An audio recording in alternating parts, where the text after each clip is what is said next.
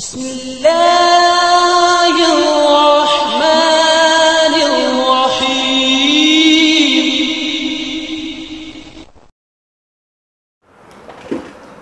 किया भाई उमर ने कि सहरी जो है वो कब तक करनी चाहिए।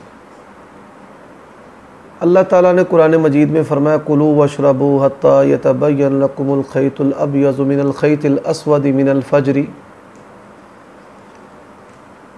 उलमा ने बड़ी महारत से अल्लाह ताला के फ़ज़ल के साथ ये वक़्त निकाला है और मैं ये समझता हूँ कि पाकिस्तान में अहले सुन्नत के जितने भी मकातब फ़िक्र हैं वो इस पर मुत्तफ़िक है।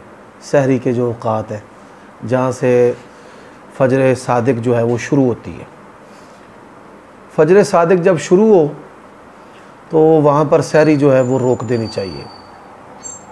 अब अगर इंसान खाते हुए लेट हो गया या लेट उठा है और उसने एक दो नवाले लिए और अज़ान शुरू हो गई तो वो अपना जो खाना है अज़ान होने तक वो मुकम्मल कर सकता है, इसमें इतनी वुसअत है।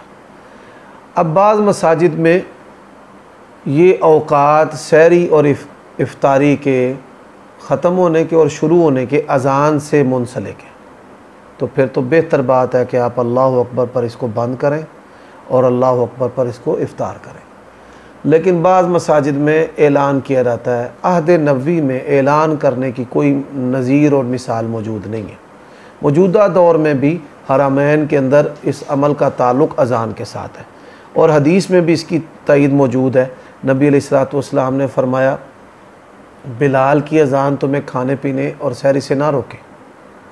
अब्दुल्ला बिन उम्मे मक्तूम अज़ान दें तो फिर आपने सहरी जो है वो खाना पीना छोड़ देना है। इस हदीस से भी ये बात मालूम होती है कि अज़ान से ही इस अमल को शुरू और बंद करना चाहिए।